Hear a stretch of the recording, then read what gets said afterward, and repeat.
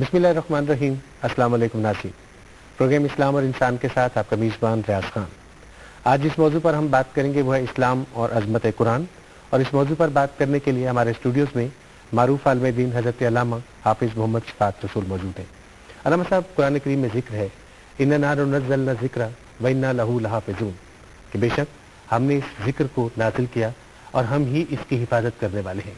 आप ये फरमाइएगा, अज़मत कुरान के हवाले से किस तरह से अल्लाह ताला ने इसकी हिफाजत का जिम्मा अपने जिम्मे लिया है? तमाम आसमानी किताबों का मजमुआ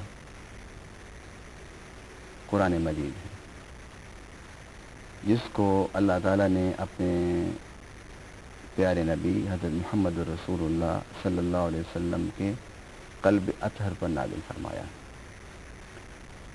और इस किताब को लाने वाले सैयदना जिब्राईल अलैहिस्सलाम हैं।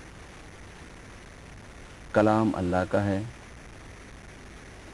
नाजिल करने वाले जिब्राईल हैं और मकाम नुज़ूल नबी पाक सल्लल्लाहु अलैहि वसल्लम का क़ल्ब अतहर है। और इस किताब पाक का मौजू इंसान है। यकीनन वो किताब जिस किताब ने इंसानियत के लिए आखिरी किताब हिदायत करार पाना था, उसकी हिफाजत भी ज़रूरी थी। नबी पाक सल्लल्लाहु अलैहि वसल्लम से क़ब्ल अंबिया आए, रसूल तशरीफ़ लाए, एक नबी के बाद दूसरा और दूसरे नबी के बाद तीसरा और तीसरे के बाद चौथे नबी तशरीफ़ लाते रहे और इंसानियत को गुमराही, ज़लालत और जुल्म की अताह गहराइयों से निकालते रहे। जब रब की तकदीर ने ये सोचा कि अब नबी आखिरुज़्ज़मा सल्लल्लाहु अलैहि वसल्लम को मबूस फरमाया जाए, तो नबी वो होता है, रसूल वो होता है कि जिस पर वही उतरे। ये कुरान पाक का फ़ैसला है कि कोई नबी और कोई रसूल, ए प्यारे हबीब सल्लल्लाहु अलैहि वसल्लम, आपसे पहले ऐसा नहीं था कि जिस पर वही नहीं आई। वही ये पहचान है नबूवत और रिसालत। तो जब नबी के आने का मकसद अल्लाह से वही लेना है और वही का मकसद हिदायत इंसानियत है और अल्लाह नबूवत को ख़त्म फरमा रहे हैं रहमतल लिल आलमीन सल्लल्लाहु अलैहि वसल्लम के पैकर नबूवत पर, तो यकीनन जो किताब अल्लाह दे रहा है फिर उसकी हिफाजत का बंदोबस्त किया जाना चाहिए। इसकी ज़रूरत अक़लन और नक़लन। इसी को अल्लाह रब्बुल आलमीन ने इस आयत में बयान फरमाया, इन्ना नहनु नज़्ज़लना ज़िक्रा व इन्ना लहू लहाफ़िज़ून, कि बेशक हमने ज़िक्र उतारा और हम ही इस ज़िक्र के मुहाफ़िज़ हैं। कुरान पाक का एक एक जुज़, एक एक हर्फ, एक एक नुक्ता ज़बर ज़ेर पेश तक अल्लाह ताला ने इसे महफूज फरमा दिया।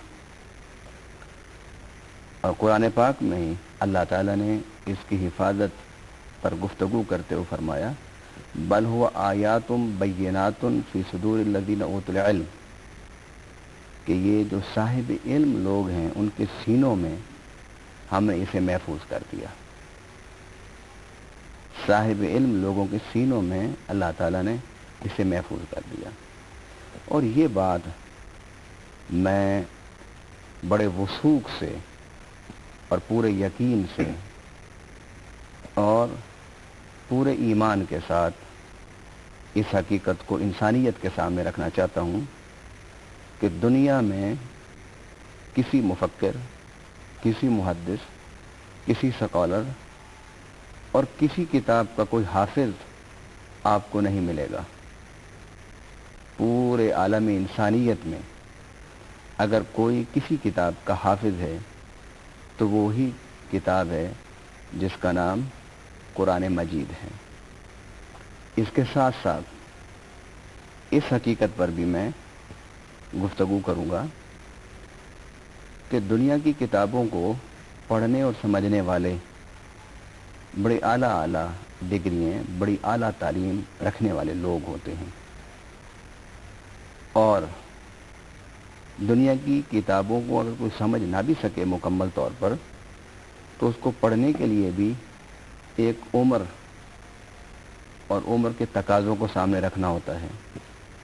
مگر قرآن پاک وہ واحد کتاب ہے کہ جس پاک کتاب کے پڑھنے والے اور جس پاک کتاب کو اپنے قلب و دماغ میں یاد کر کے محفوظ کرنے والے 6 سال کی عمر سے شروع ہو کر 60 سال کی عمر تک کے لوگ اس آپ کو قطار میں نظر آئیں گے۔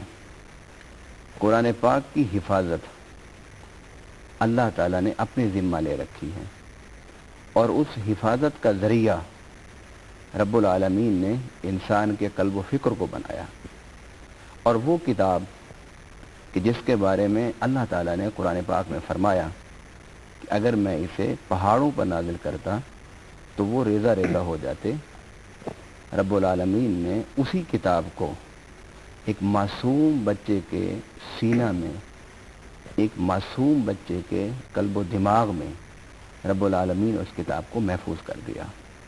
اور بلا مبالغہ میں یہ بات کہوں گا کہ پورے عالم اسلام میں، بلکہ پورے عالم انسانیت میں واحد کتاب قرآن مجید ہے کہ جس کو بسم اللہ الرحمن الرحیم سے شروع کرنے والے اور والناس تک ایک ہی نشست مکمل کرنے والے ہزاروں نہیں، لاکھوں بھی نہیں، کروڑوں انسان ہیں۔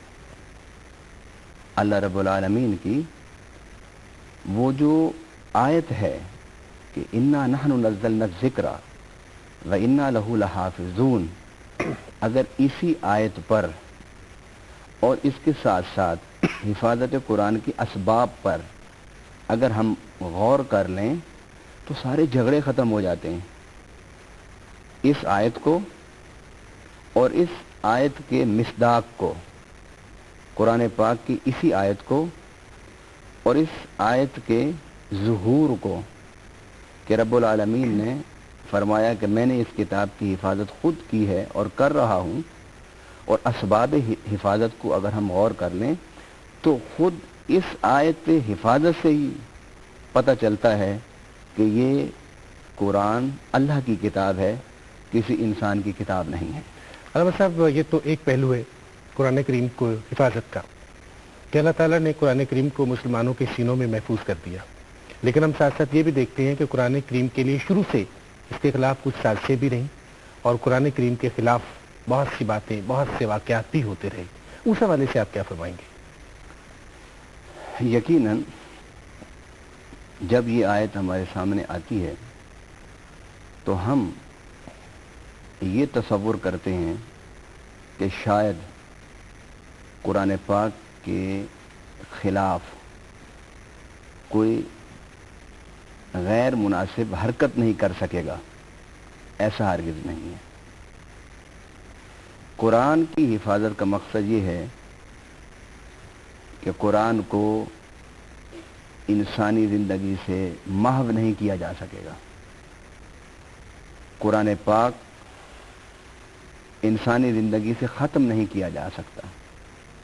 قرآن پاک کے وجود کو انسانی معاشرہ سے نکالا نہیں جا سکتا، اور اس حفاظت کا مقصد یہ ہے کہ قرآن پاک جس طرح لوح محفوظ سے زمین پر اترا ہے اسی طرح باقی رہے گا، اس میں لفظی، معنوی اور بھی کسی اعتبار سے کوئی تبدیلی اور کوئی تحریف